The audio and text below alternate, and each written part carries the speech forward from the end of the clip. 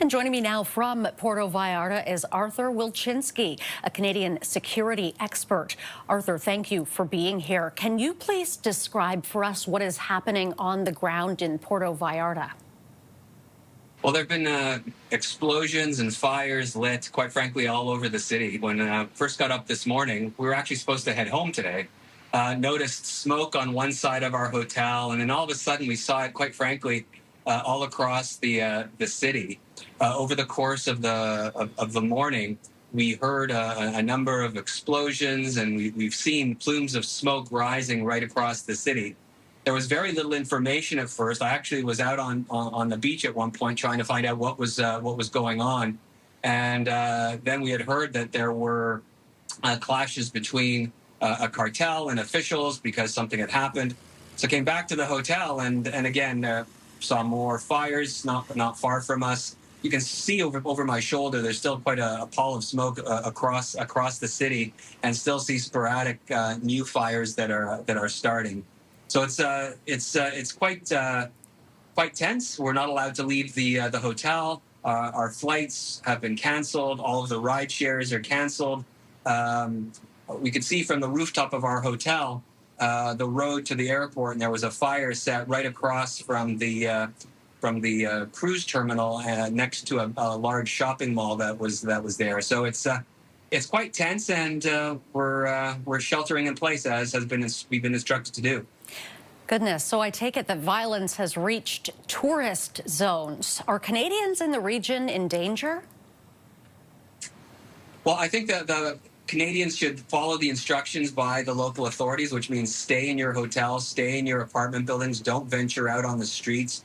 The best thing to do is to avoid putting yourself in danger. So I think folks can do themselves a favor by just staying where they are and avoiding any travel at this point until we get the all clear. Folks, Canadians, I think, should also register with the Registration of Canadians Abroad with Global Affairs Canada, so they can get updates from the Government of Canada about what's going on. It's very easy to do. I've done it just to make sure that we receive any kind of timely information that the Canadian government wants to share with citizens here in Puerto Vallarta and the rest of Jalisco State. You mentioned you were supposed to be getting ready to leave. Do you fear that now could be in jeopardy?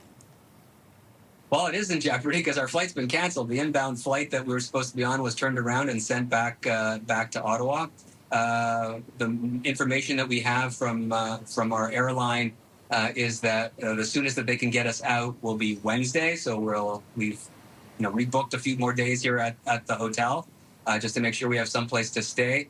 And we're going to play it by ear to see if we'll be able to get out sometime, hopefully either tomorrow or Tuesday. But right now we're scheduled with our airline for Wednesday. Is the hotel working with people like you who are supposed to be leaving today? Yeah, they've actually. Short answer is yes. They, I went down and asked for an extension on our hotel and our reservation. They were very accommodating. Said yes. I asked for even more days, but they said that they can't do that. They've only been instructed for one day at a time. So we'll be back tomorrow to see if we can get an extended stay. But again, expected guests can't arrive because there's no transportation to the hotel, and clients can't leave either. So I think we're pretty safe for now. All right, but still a lot up in the air and a lot of unanswered questions for you. Artur, thank you very much for being here. Thanks for having us, and hope all of the other Canadians here and all the Mexicans are staying safe in this terrible situation. And you please stay safe yourself. That is Artur Wilczynskia, Canadian in Puerto Vallarta.